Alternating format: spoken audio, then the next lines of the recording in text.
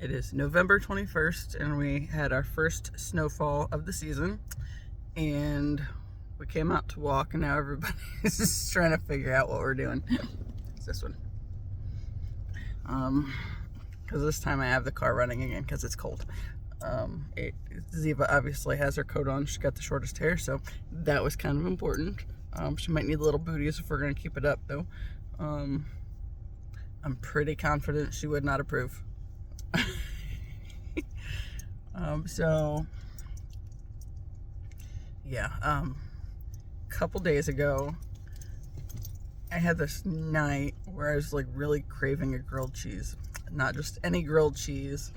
So there's a little old lady that I was taking to some of her appointments, and the last time I ran her to one of her appointments, I think was last week, she told me that she was watching some cooking show, and the guy said that, to make a great grilled cheese, you're supposed to like put one slice of American and then whatever shredded cheese you have in the fridge.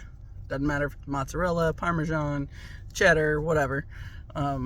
She should put some of that in the middle of it and then put another piece of American on top. It's like, okay, so I was thinking about trying it this way because we're usually just boring with grilled cheese and just do the American. So I was like really craving this Tuesday night. Didn't get up to make it. I mean, it was like real close to bed. I was like, I don't need it that bad. In the middle of the night, I got up and I was still thinking about it. And then in the morning, I got up and realized that our bread's frozen. So I had to get some out of the freezer. Well, so that was yesterday morning that I woke up and was thinking that. And then a little bit later, my mom sends me a text saying that the little lady that I ran to her appointments died. It's like, well, now I'm wondering if that's what this whole mystery grilled cheese craving was about. Because that was the first time that I was really like, I'm really in the mood to try this. I really should try this. Of course, whenever I do try it, I probably would have sent her a message to say, hey, it is good. But yeah, she just kept saying, you'll thank me. It's like, okay, well, I'm going to at least try it. So she passed away on Tuesday. And my mom didn't ask time-wise, I guess. But now I'm kind of interested in that point too. It's like, was it around the time that I started thinking about this craving, or like earlier in the day? I don't know. Could go either way, but there was just kind of a weird thing for the week. My bearded dragon is gone. So there's that. And then, of course, 2 birds. And, when my mom sent that message yesterday, I sent a message to my 2 derby friends that I talk to regularly. It's like, it has begun.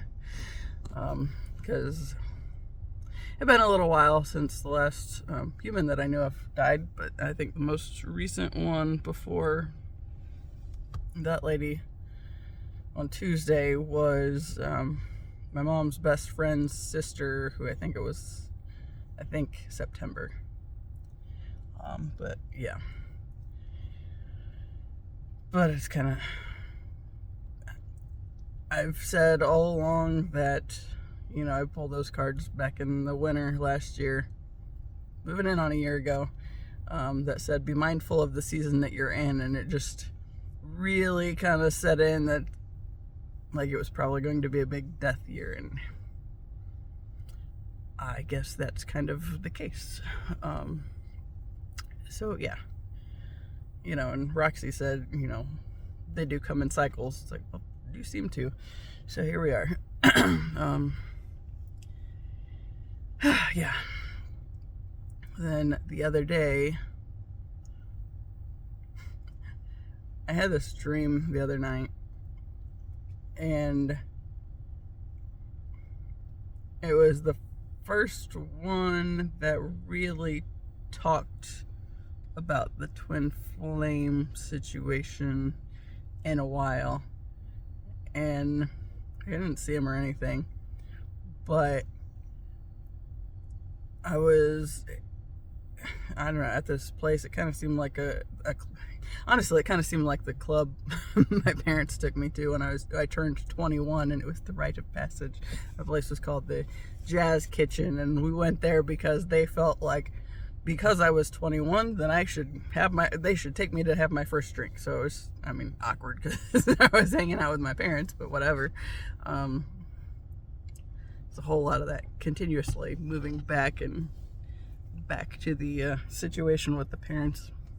My head's starting to get hot, so excuse the messy hair. We'll just have to deal with that.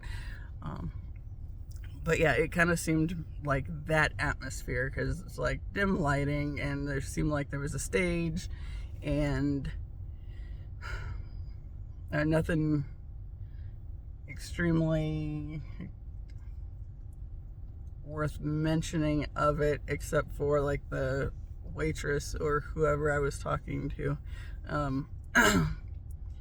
She started talking about she officiated a wedding over the weekend, and it was for my twin flame.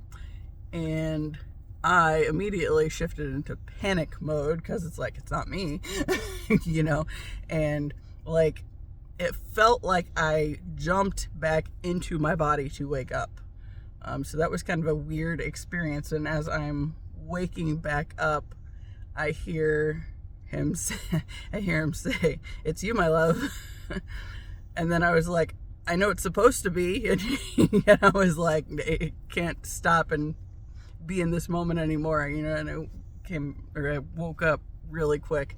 And of course, the anxiety loomed because there was that, but it was one of those things where, in hindsight, I was kind of thinking, maybe that's the universe's way of showing me that he's getting to that inner union place. But yeah, I was like all panicked when I woke up. And then I was thinking about it and did a little meditation and whatnot. And I was like, wait, does this mean I'm the runner? And I think that tracks. Because I think that tracks with me in general, because I've always tended to be a bit standoffish when it came to anybody, showing interest or whatever. It's like, yeah, right. No, and just not believing it or whatever. And I feel like there have been definite moments along the way where, I'm gonna shut the car off because it's a little toasty now, where, okay, basically I'm running from myself. Like, I wouldn't turn in to focus on whatever work I needed to do within myself. So like the relationships I'd end up in were pretty much the ones that were that seemed safe or easy, and where I didn't have to do any kind of real work on myself to be into them. I could be someone else, right? And it's like my whole life was trying to be somebody else. And yeah, it's like anytime it came to something that would involve real work, that's when I kind of shut down and like would run. And it was like a whole thing that was happening inside, but very much happening. So that was kind of an interesting thing to consider, though, because like as far as the twin flame thing, okay, so there's that whole idea of the runner and chaser dynamic, and until that dream, I would have probably thought that I would have qualified more on the chaser kind of category. But it's like, I think it probably has more to do with just the energies shifting to step into higher versions.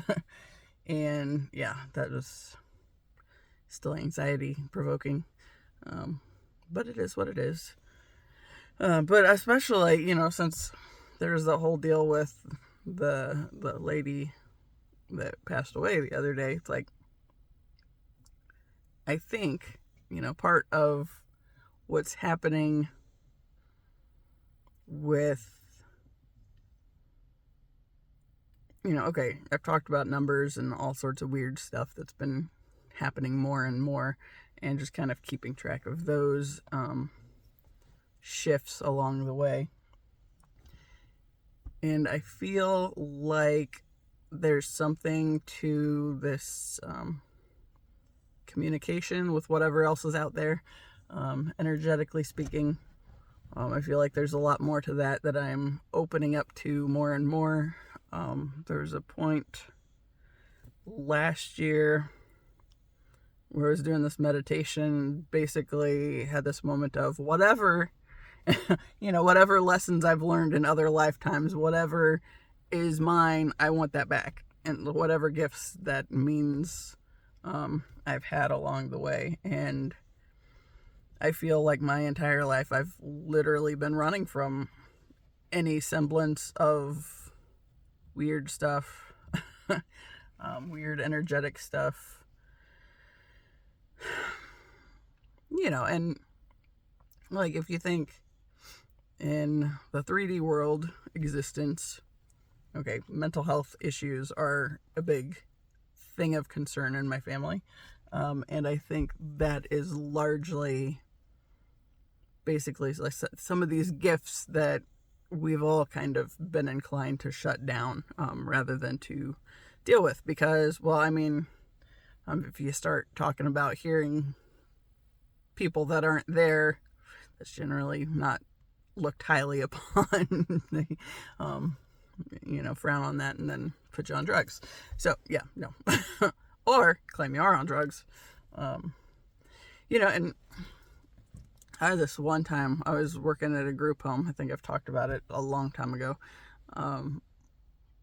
We had this client who's very religiously fixated.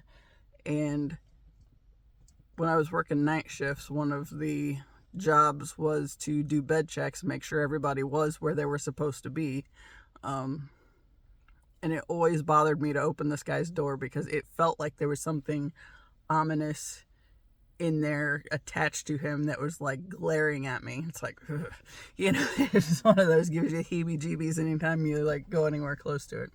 And, he wasn't somebody that I really wanted to spend too much time too close to. Just, he had that, it was a chronic thing. That was his fixation. And it felt like there was something very much attached to him. And I finally talked to one of my coworkers about it. She was one of my real good friends at the time. And was like, dude, I ain't doing bed checks and going to that guy's room, because it doesn't matter who he's rooming with. It always feels like there's something that's glaring at me, like over by him. And, it's all it was making sure there were two bodies in the beds that were supposed to be preoccupied or be full, and nobody was MIA or whatever, and it's just every single time it's like, just giving me the heebie-jeebies. Well, after I told her this, I had a client come up to me, and it was actually the girl that I started working with. Like, she gave me my first introduction to dealing with anybody that she had schizoaffective disorder, I think. And the first time I worked with her, it was basically babysitting in the office while the manager and some other staff tried to get her in over at the hospital because she was that kind of sick. It's like, okay. And so I liked her, but she had a lot of moments of just kind of like, oh, okay, I don't know what to do with this. But she came up to me because the group home that I ended up at, that I was working night shift at, was it was where they go right out of the hospital to transition into the apartment living or whatever. And when I started, and the first time I worked with her, I was in the apartment situation. So usually what you encounter there was somebody stopped taking their meds and then would start having issues with their illness and have to go back to the hospital. So at the group home, she approached me one night and she said, nobody likes him. He's got dark shadows attached to him. And I went back to my friend and was like, dude, apparently I'm feeling the same shit the clients are seeing. It's like, I don't know what to do with that. And that's one of those jobs, like mental health in general. It seems like just about everybody that worked there was on some kind of anxiety or depression med, whatever. And there's always like a bunch of layers to what's going on. So it's like, well, so what does that mean? But that's one of those things. It's like, well, let me turn the car back on. It's cold again. Just kind of, it was a weird experience. But, that moment of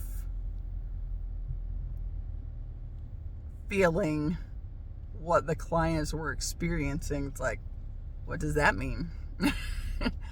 And I had one night I was working and I was like really tired all at once, and I put my head down on the desk for like 5 minutes, and it was long enough that I heard somebody like right by my head whisper my name. I sat straight up and I was like, oh shit. Not cool with that.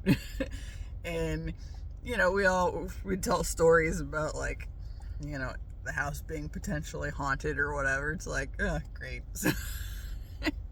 So that would kind of freak me out a little bit. But yeah.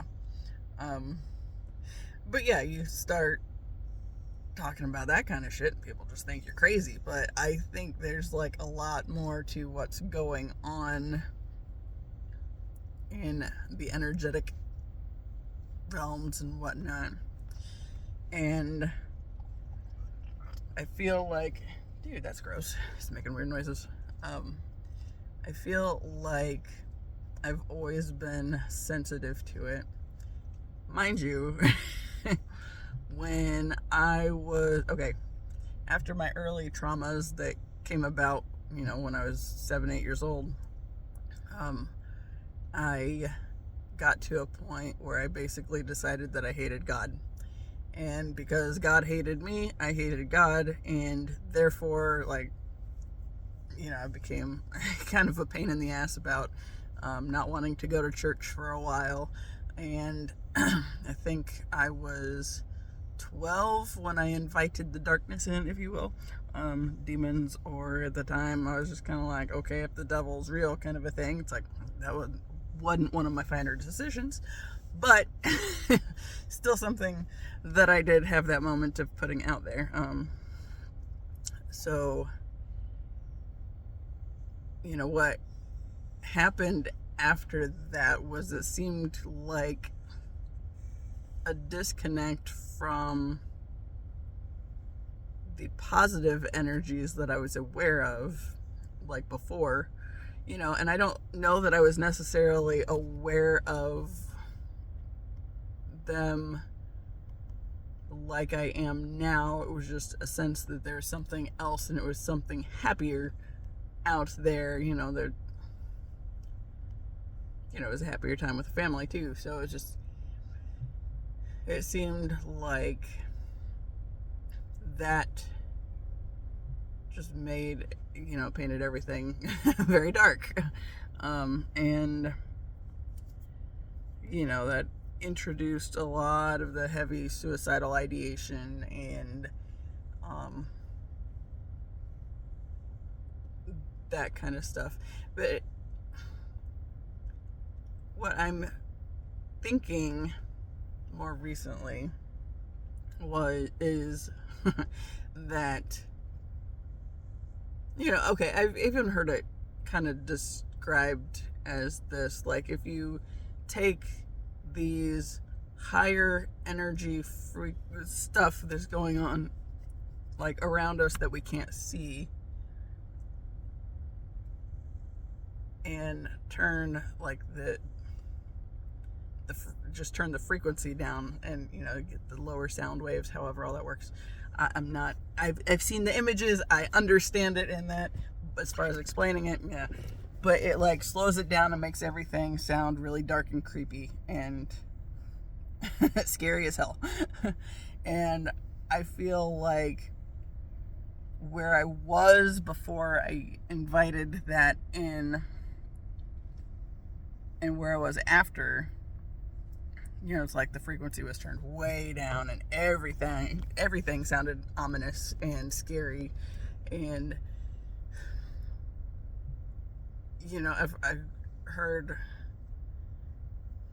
okay, like, heavy metal, okay, you get like 4 people in the band that are saying things, and they're kind of throwing it around, but they're like screaming when they do it, and you can't really understand what they're saying, but you can tell it's a different person that's throwing it, or that says this part, and then somebody else says this part, and you're just going back and forth like they're having a conversation amongst themselves, but nobody else can understand, kind of a thing. You know, that was one of those moments that hit me back in the spring. It's like, that sounds like what I was hearing there for a long time. It's like the frequency was turned down on the stuff that I had been aware of and, like, feeling before, but,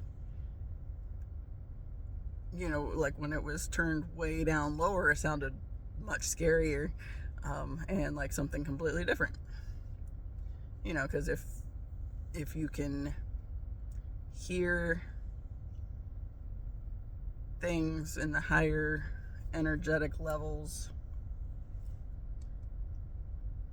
as, like, not not heavier and yeah, like, it just sounds like a completely different experience. And I remember walking home, okay, when I was at Ball State, I had a few moments where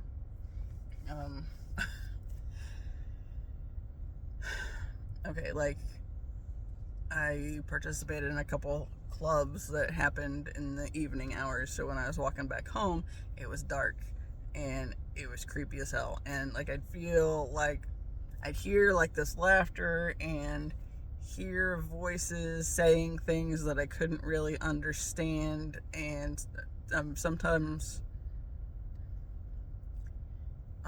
just really heavy, dark stuff, you know, and, like, I think I struggled more with well, I don't know, but just like the dense, basically, I think I invited dense stuff to attach, and, you know, it's like sticky, and it was, I mean, it doesn't want to be transmuted, nothing, now things want to be, in, it seems like in the physical world, a lot of people get real hung up on, like, the lower density stuff.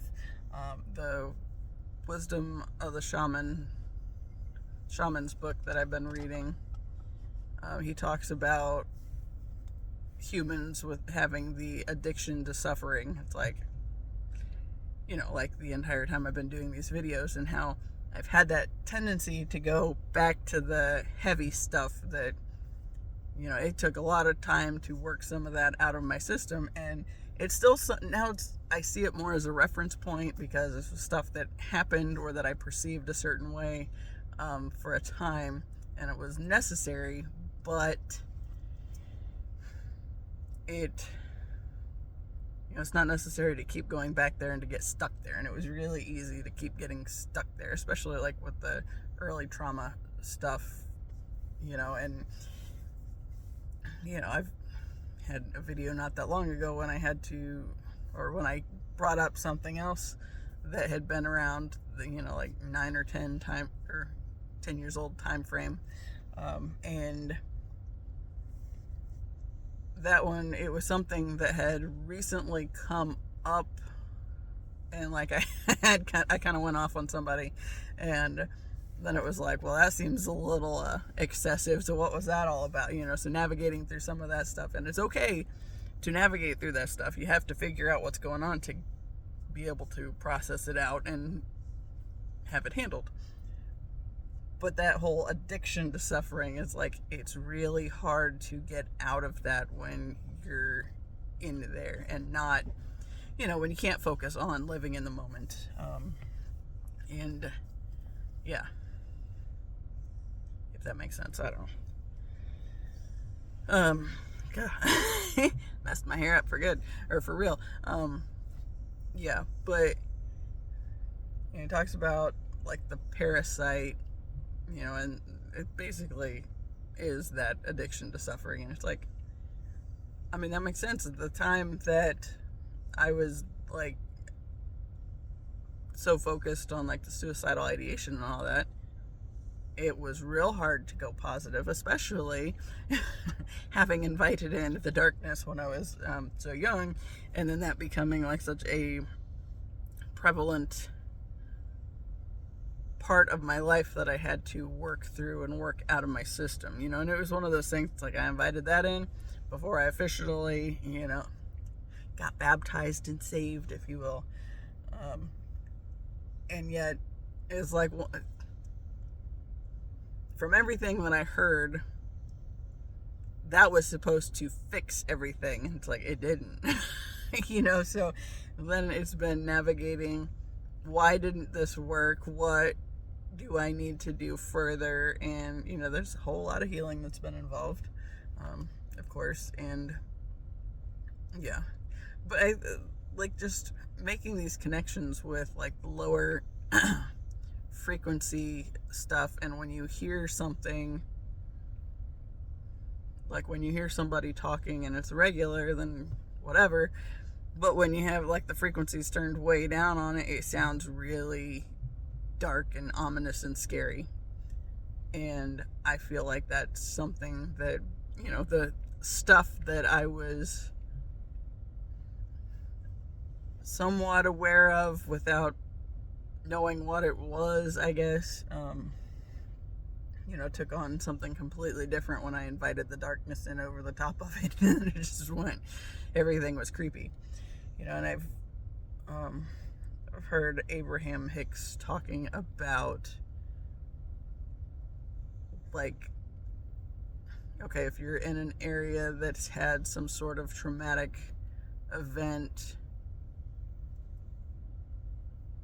that, the thought forms are out there, and, we pick up on thought forms. So, like, maybe it's something, maybe you go somewhere and have this irrational fear because you're picking up on everybody else's fears in that environment or around that situation. And I think it's kind of the same thing with like hauntings and stuff. It's like energies that get stuck. Yeah.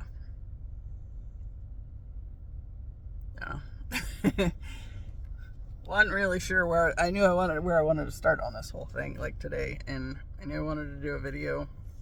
Wanted to do it for a couple days, and after I had that dream the other day and then made that connection of maybe I'm the runner, it's put things in a whole different perspective, I guess. It's just realizing that I've always been okay. I read something. I was talking to Roxy Ambona on our instant messenger chat, and I have my pattern app, and I started flipping through it because I was telling them about it and about some of the weird stuff it comes up with. And one of the things it was talking about, or like I got to, was it had this thing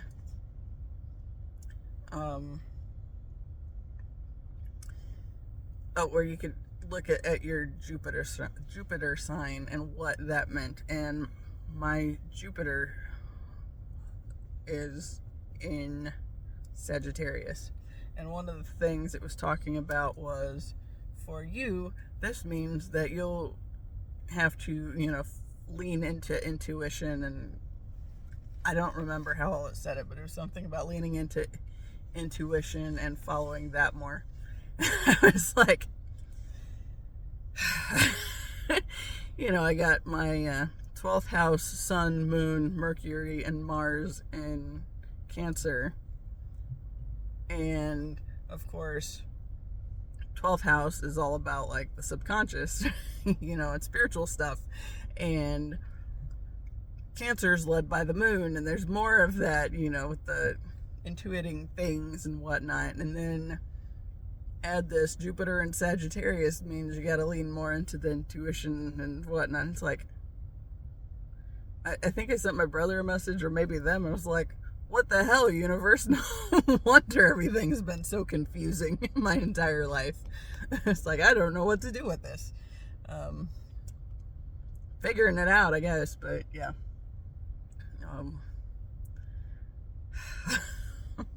That was a whole ordeal.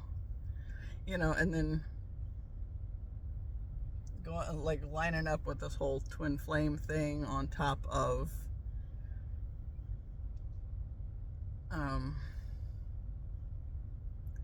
everything else. It's like, of course it would make sense that I would have to have basically something that requires me to lean into the spiritual gifts and learning, what else is going on at higher dimensional levels and whatnot, and how to exist on this planet in spite of everything else that I have going on. It's like, I don't know what to do with this anymore. And yeah. But it makes sense that, of course, being 12th house, the hidden stuff, the subconscious, whatever, it makes sense that I struggled to understand myself for so long, and that was always the big thing with what I needed to do to get to the next thing, and why I could so easily disappear into my shell and just stay there. And then, makes sense that I would have to be on a twin flame journey, so something would pull me out of my shell and demand that I do something with connecting with my higher self and making those moves, man. I just don't know. Oh, there's so much. My brother and I are always talking about, how stuff, he follows some astrologers, and they talk about how the stuff going on in the world is very easily explained by astrology. And, it's like, that makes that much more sense as to why the church, tells people that don't pay attention to that stuff, it's bad. It's because you can literally find out things that are happening and why things are happening, but they don't want you to do that, because if you do that, you get to be empowered and not ruled by fear, that parasite thing. And if you can't be ruled by fear, then they can't control you. And of course, the ones that are benefiting from the systems where people like to be controlled, or claim they don't like to be controlled and yet have an addiction to being controlled, essentially, it makes sense that they would be so able to maintain that control with the way people are, and the way the church has enforced those ideas. Like, that's another thing, like with the whole intuition and whatnot, and how like hysteria and like some of those psychological things where the aspects of women that have been demonized to prevent us from figuring things out sooner. But again, even that can be explained by stuff that's going on with astrology and whatnot. And I don't know what anything means aside from looking up the research for, like, looking up on my apps that talk about my birth chart specifically and why I am the way I am, being like, oh, well, hey, that's completely me. Like, I don't necessarily know what any of the houses mean. Like, the fact that I have so much weight in the 12th house is alone the reason that I know as much as I do about that, just because it's something that I'm finding is very prevalent and very, very pertinent for my life and for everything I've been through and for everything I am and I'm doing, and yeah. And I want to say, like, okay, I will post comments, or I used to post comments pretty regularly in like different groups on Facebook that would talk about like astrology stuff, just like, here's this part of my birth chart, and oh, this makes sense in reference with what you're talking about here. And at one point, I don't remember the context fully. I have it written down somewhere, I think, unless I burnt that paperwork. I don't know. But at one point in time, I commented on a post. Don't remember anything about it. But I think I said something about my Neptune in the 6th house and Sagittarius. And somebody said that it had something to do with pets and being especially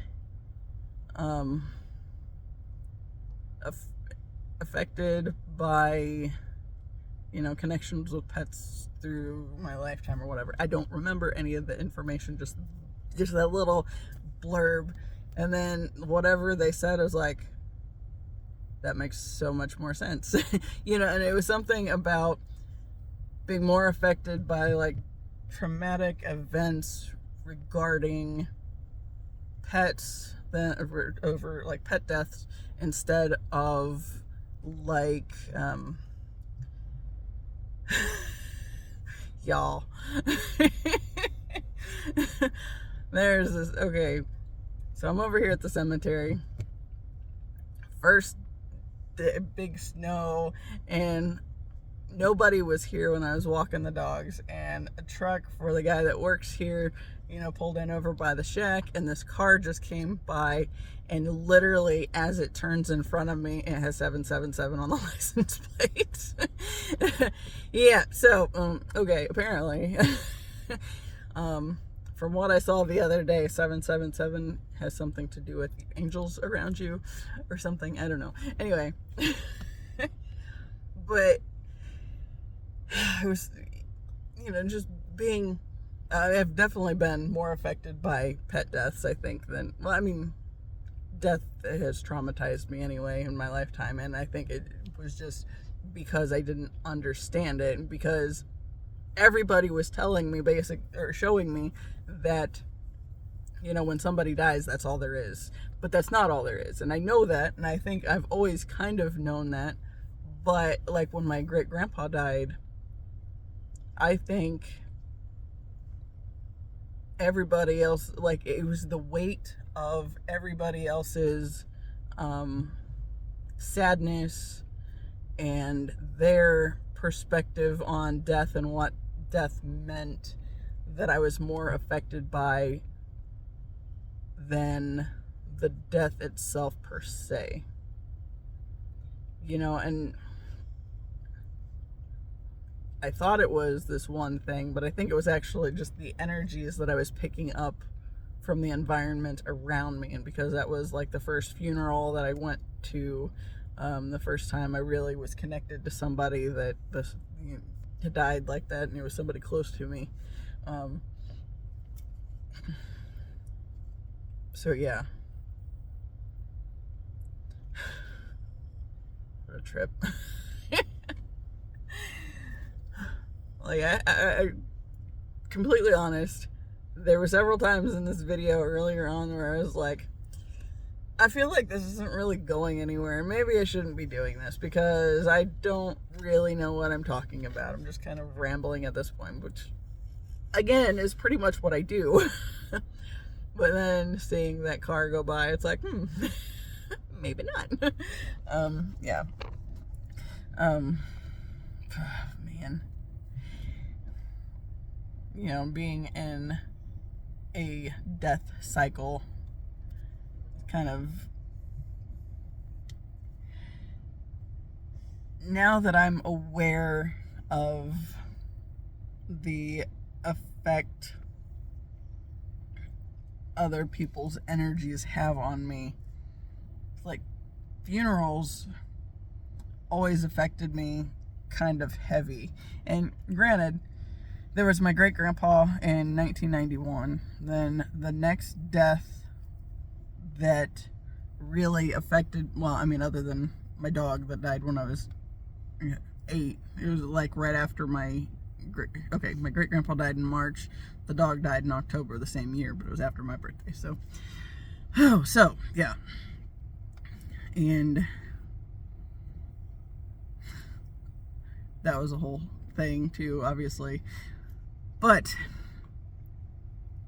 since I've learned what I have about energies and how I'm affected by them this year, you know,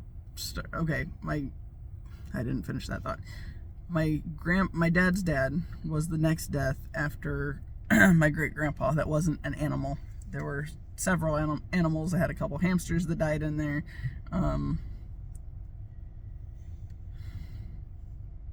Yeah, that was the big thing. But 2004 was the next human that I had any kind of close connection with, and that was my dad's dad. And we weren't really close, but not because I didn't want to be. I think it was more, I was so afraid to speak up for myself, to speak to where I could be heard, because I was used to getting made fun of for my voice or for my teeth or for whatever, and just getting in trouble, well, and just not being able to use my voice. That was a big thing. So my dad's dad was basically deaf.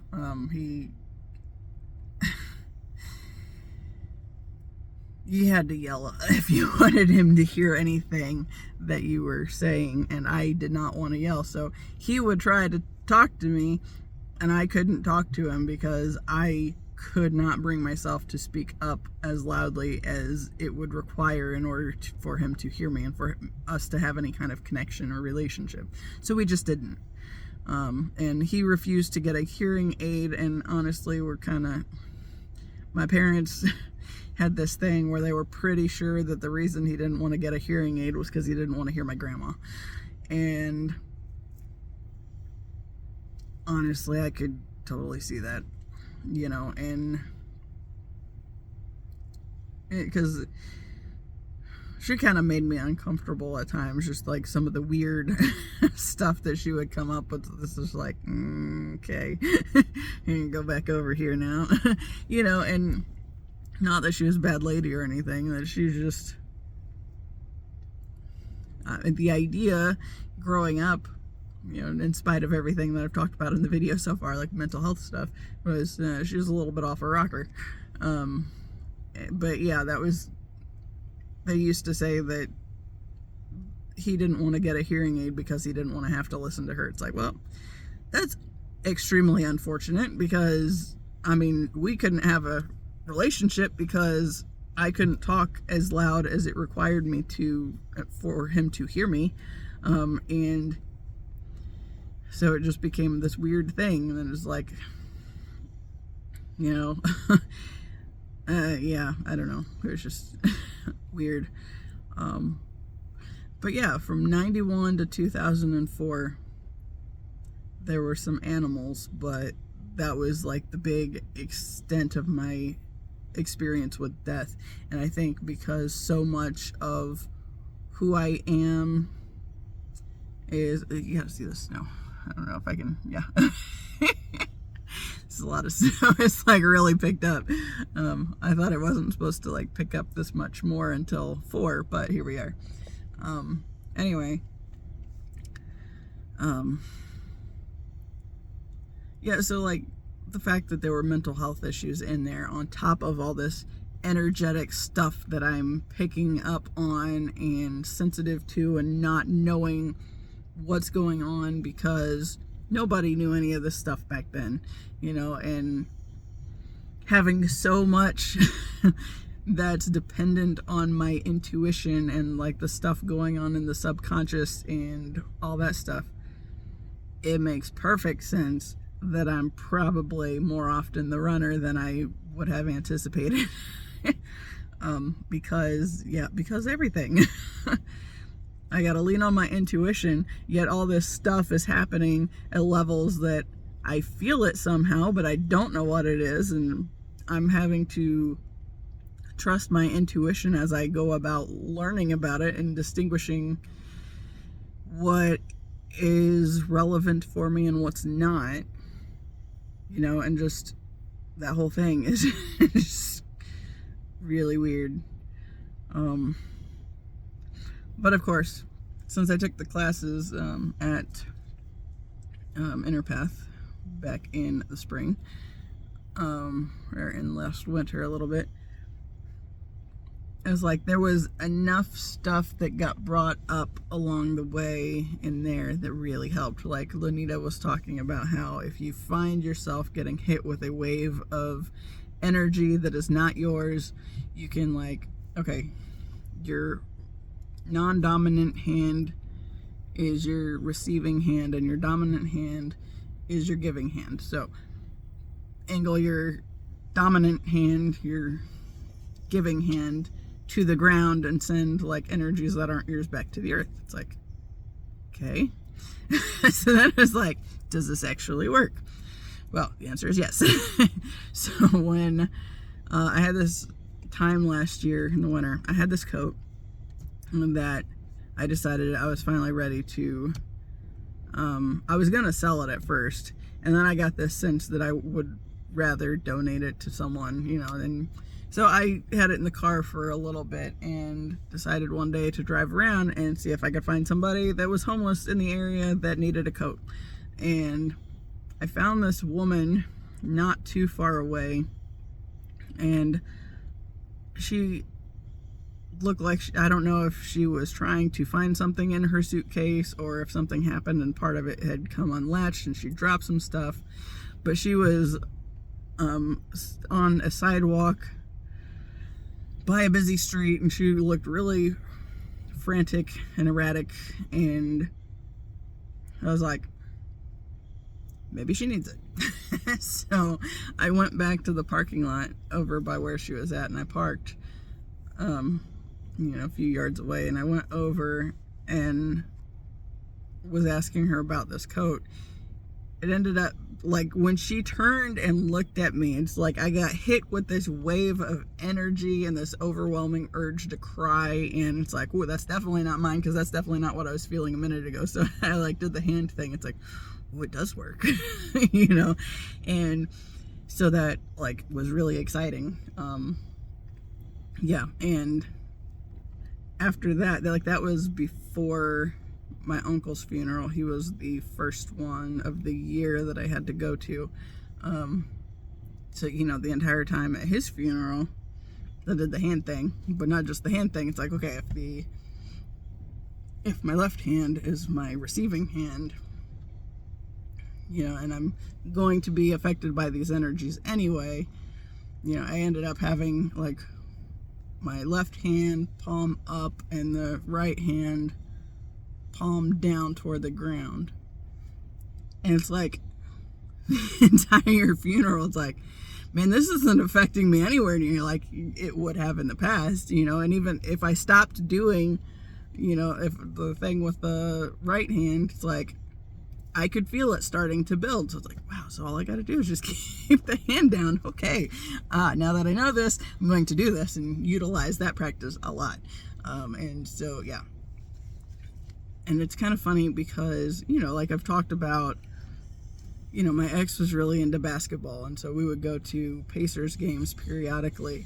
And I would always just have all this energy that it was like I didn't like going places, like public places like that, because it's like I felt everything, but I didn't know why I was or how I was feeling everything. I didn't know I was feeling everything. It's like I was just kind of doing it, and then like I'd be sitting there watching a basketball game and on the verge of crying. It's like, that doesn't make sense.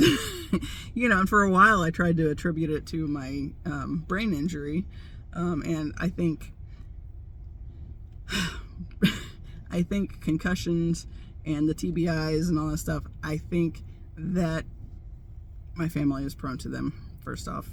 My brother, my mom's youngest sister, I've seen my mom get a few big, you know, like cracking her head on the door to the freezer so much that it like jars the fridge. It was impressive, and I know it hurt, but like, I feel like for me specifically, it served as a sort of reset point. Like, okay, so for the TBI, that was the big one in 2013. I fell at home on the stairs, right? So I was going to seminary for my master's degree, and because I fell, it's like I was second guessing myself way more than I ever had in my life, and I wasn't trusting, because I would write down what I thought I was hearing and find out I wasn't hearing it right. And that was always the thing that was a concern. Or like I'd be in the middle writing something and then forget what the rest of what had been said to write. So it got to a point where it's like, in order to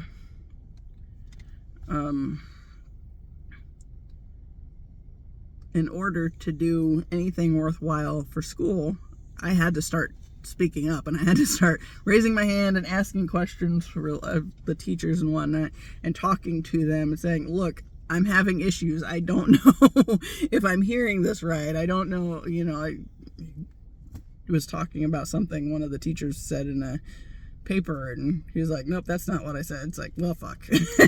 So yeah, you know, so it became very much something that I had to check myself on constantly.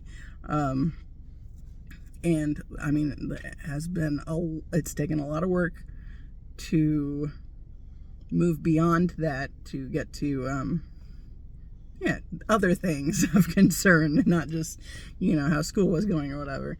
But, you know, when I started talking to teachers and telling them what was going on and that I was having all these struggles, interestingly, people gave a shit. Or they seemed to. They were at least appreciative of the fact that you were trying to do better by communicating the fact that you weren't getting things, you know, and that was a big point. But, you know, without that big TBI moment, I was having a hard time doing that, you know. And undergrad, high school, all that stuff, like my grades, you know, I've been like a C student at best, and it's like, it was always frustrating because I knew I could do better. It's like I never understood why I had so much issues. Like, I would do really well with certain things over the summer, like if I took a summer class or something. But then as soon as I got back into the regular school year, it's like, I think every year in high school, it's like, all right, this is the year I'm going to do better. You know, this is the year I'm going to focus on my studies and do better. And then, like, I just start going to school, and somewhere along the line, it was like the suicidal ideation became the bigger thing, and I couldn't focus on the other stuff, and it's like a mental, it's just kind of block keeping me from being able to do stuff that I knew I should be able to do. It's like, I know I'm smarter than my grades are showing that I am, but why can I not do better during the year, So I think that goes back to that whole receiving energies that aren't mine and being very affected by them, especially after that whole inviting in the demons and all that crap. It just turned everything down and made it frequency-wise and made it sound super scary. But it was stuff that was always there, like, those thought forms and the fear that people have when people get stuck in their heads, which that addiction to suffering and that, it makes sense. But, and also why, the church types want you to think meditation is bad, because if you turn inward, okay, first off, the big thing meditation does is makes you aware of anything that you have that is not in a line with your higher self. So, I heard a kid on a YouTube video at one point talking about meditation being bad. It's like, shut up, kid. It's like, you don't know what you're talking about. But he was talking about the church stuff and, it brings out the darkness and whatnot. It's like, it shows you what's already there. And the church wants you to be so afraid of what's in the darkness that you deny that it's a part of you already. It's an actual thing that we have to work through in order to get to the point where we can be better in alignment with our higher selves and come from a place of love more than fear and all those heavy, dense energies. And yeah.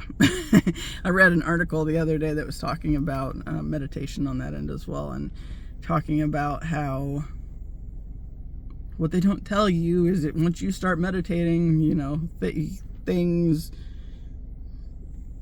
seem like they're not real or whatever. It's like, well, because you realize they're not really real, and what we think is real is, it's just an illusion anyway. And since so much of it is fear-based, then of course we can be locked into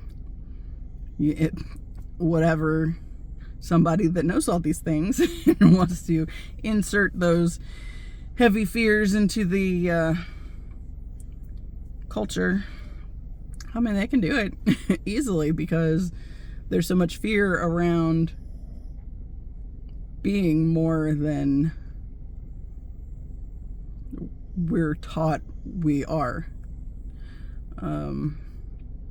And especially when you're picking up other people's fears and, the dense fear energy and whatnot, and being brought down by those when you're trying to do better. And, going back to that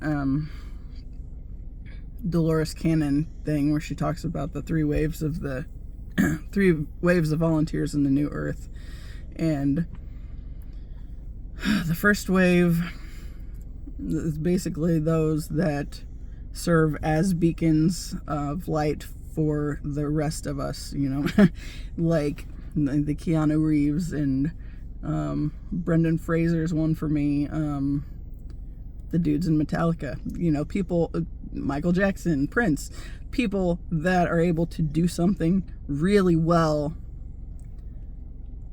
in spite of whatever their life puts them through has put them through otherwise along the way, and still be good to other people and,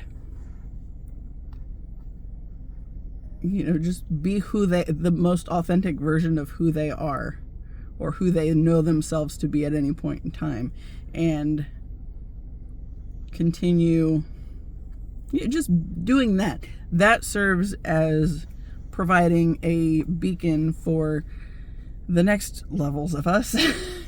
Wave 2, we're here to receive these dense energies and to transmute them into something lighter and better.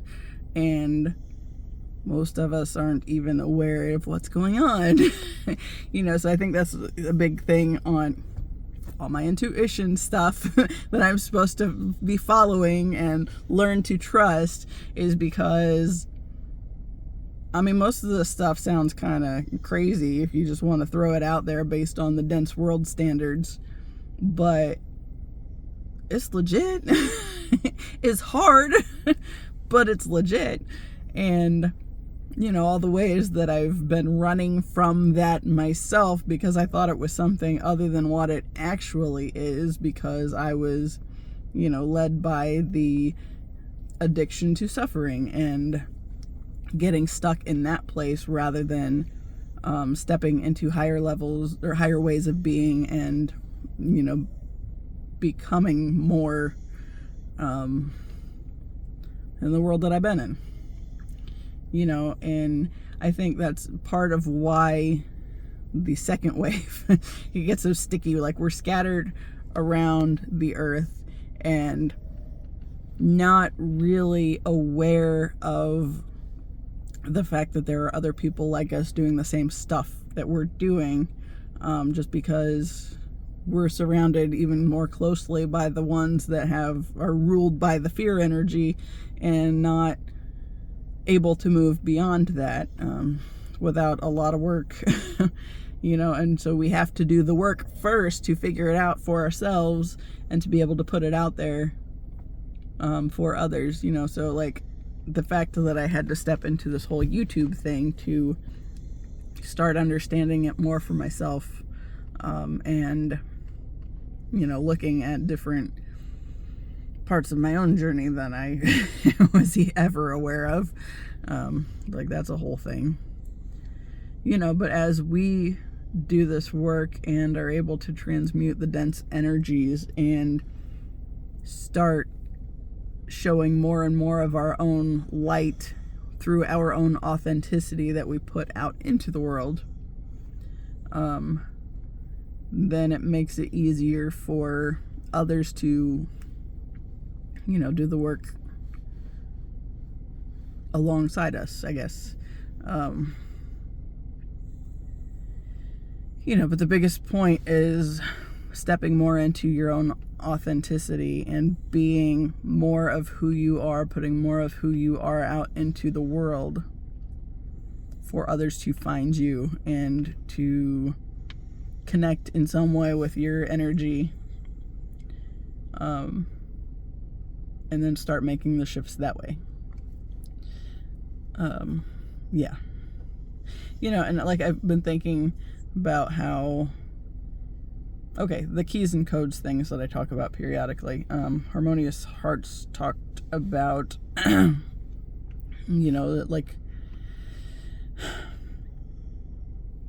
through sharing our stories and putting ourselves out there, you know, we kind of unlock different keys and codes for others along the way. And, you know, I was talking to Roxy the other day, it's like, so basically how you can hear the same thing 25 times and it doesn't affect you a certain way, but that 26 times, like, it smacks you upside the head and you're like, oh, it's like maybe you needed to hear it that many times before you really understood it. Or maybe it was the series of people that said it or that you heard it from that made it finally connect. Or yeah.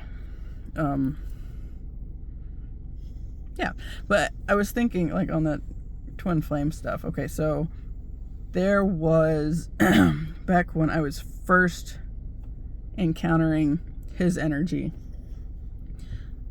like I mentioned, there was a live stream concert that I watched, and while I was watching it, it's like I felt really strongly, it's like there is something here for me, but I don't know what.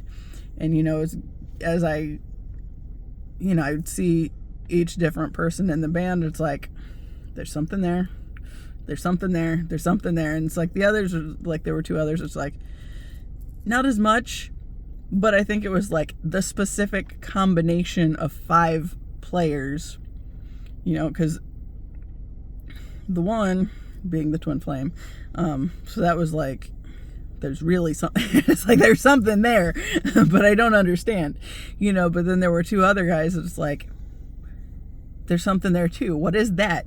And then I think back to that day when I went to the gym back in January and get on the treadmill. And as I'm thinking back into this situation, it's like I see myself at this other level. It's like I checked out in that moment on the treadmill and I went somewhere else. And I see these two guys in my mind's eye, and we all just stop and stare at each other. And all at once I hear myself say, "What, you don't recognize your sister just because you've never seen her in the physical before?" And it was like, oh. It's like, that would make sense why it would be like a close connection. It's like there's some, like, we're closely connected at some level, but we've never met in this realm of existence. And so therefore, like, we don't really know what's going on, right? So if they're doing the same kind of work that I'm doing as far as this receiving other energies to transmute, and you get buried under that stuff when you don't know what's happening, it makes sense that it would be like this specific combination of people. I think one of them didn't go on a tour for health reasons, and then another one eventually left the band. But it's like that specific combination is like, that was one of those keys, if you will, that unlocked some kind of information for me that I needed to understand. It's like, oh, and then realizing, like, through that one dream that I always talk about, the one where my ex was on the couch with me, and then like 4 of the guys are on stools behind the couch, and realizing that, they were at this other level, not aware that I was there and doing what I was doing, which was basically at that time being stuck with his energy attached to me and not able to disconnect from that. And I didn't even realize that because the dream happened in 2020, and then I started making sense of it in 2024. So, yeah. But like, the fact that they were on stools behind this couch that I was sitting on, and they were like staring up and over at whatever was going on in front of us. It was like, until my twin flame started talking to me and said, "If you need help, let me know." And it's like, at the time, it's like, I feel like I have to do this on my own. And I think it was this making sense of things. But then realizing that his energy, basically we're from the same energy source as the concept of, the twin flame idea, or the idea behind the twin flame stuff. So realizing that he's an aspect of myself already has been completely life-changing, honestly, because the whole reason I started this YouTube journey was because I got to a point where it's like, okay, well, he had to be in the spotlight enough that I could find him, but how am I going to find, or how is he going to find me? And so I had to start doing this. And initially it was very hard to do anything. I would stop skating and I would talk, and it would end up being like 15 minutes to 30 minutes. And it was like, once I get going, I can talk, but like getting into it, it's like, why do I suck so bad at starting? And then, today I didn't spend too terribly much time being wishy-washy about starting, because I had a couple points. Like, I knew I wanted to talk about the dream from the other day where I realized I'm the runner. And then our friend that passed away, and that whole thing with the grilled cheese. We literally just had that conversation last week, and then like Tuesday night I'm craving one, and then it continues until yesterday morning, and then yesterday morning I found out she passed away. It's like, there's got to be something to that. There's no doubt in my mind on that one. Yeah, and kind of veered off from where I thought I was going, got confused again. Oh, the his energy, us being of the same energy source, the fact that he's already an aspect of me, and unifying that dynamic within myself, through meditation. That's one of those reasons that's so important, is because it helps you clear out the stuff that's not meant to be there, or that's not in alignment with your higher self. Not demonic stuff. It's it's just stuff that is already a part of you that you just got to work through and start to understand it differently. But that, where that came into play and I saw that most put into action, was when we were at somebody's it was a celebration of life for our friend, one of our friends that passed away in March. The celebration of life was in June, and so we go to the celebration of life thing, and of course I'm there with my parents, because that's because at this point in my life I'm still back home living with my parents after well, now I'm understanding it's because there's a lot I'm still trying to navigate through, and this is, it's a safe environment. It's teaching me to protect myself energetically, because I don't want to keep getting drawn into the stuff I've always been drawn in. But it's also showing me that I am back in this situation because it took me so long to be able to make the disconnections in order to have my own existence, because that wasn't what I was raised for. I wasn't raised to be my own independent person. I was raised to, take care of the family when things start going or falling apart. And that's not the life I want to lead, to be honest. It's like, the idea of, kids as being basically property, especially daughters. And that's not, Oof. Anyway, that's a whole nother can of worms, I guess. Anyway, so we go to this celebration of life, and a couple that my parents used to hang out with all the time, back when we were little, they were there, and it was fine. They said they had somewhere to go, right? Well, at one point, where they're at under this tent, or the canopy thing they had outside, the guy started getting hit by the sun directly. He got hot, so he moved to the other side and was standing over behind me and my mom. Well, while he was standing there, I started feeling uncomfortable. It's like just his energy is like, I don't like this, and I started trying to think about what I could do in that situation to kind of make him go away. And, I had somebody that was talking about, imagining pushing your energy out and all this stuff. It's like, I wasn't having any luck with that. It's like, I don't understand what I'm not doing right here. So finally, I just went back and, hey, it's a twin flame name. It's like, so he's making me kind of uncomfortable. So what can we do? How can we make him go away, right? Or move back to where he was anyway. And it was so weird because it was literally within 30 seconds of me having this thought, the guy moved back over and sat down at the seat he was in on the other side at the other side of the table. But within 2 to 5 minutes, he started looking really uncomfortable, and he looks at his wife and he says, "We need to go."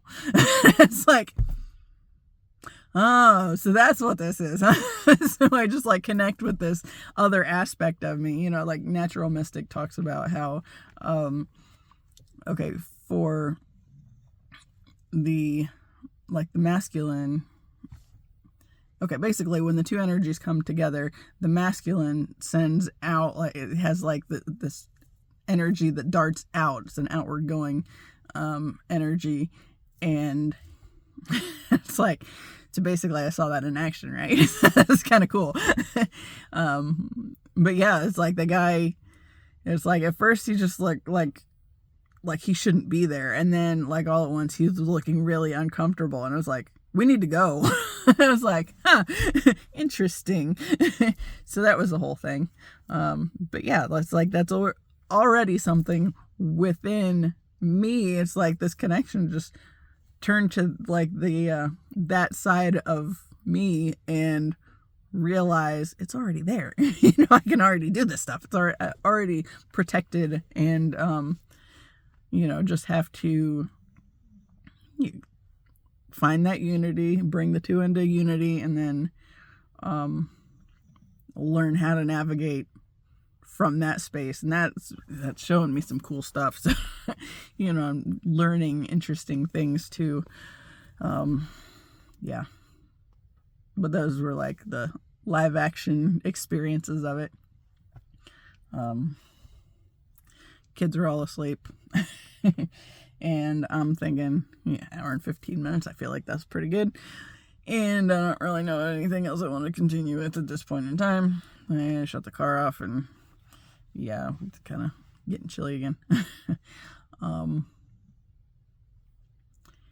Supposedly we're just supposed to get like up to a couple inches of snow. I guess we'll see. But I mean, it looks there's just a whole lot of snow. I mean, it looks really pretty. Yeah. But anyway, I guess I'll wrap this up and go. Maybe I'll go have my fancy grilled cheese that Mary Jane wanted me to try. And then go see what else I need to do today. I got some things I need to do, but yeah. Anyway, as always, I appreciate you. Until next time, see ya.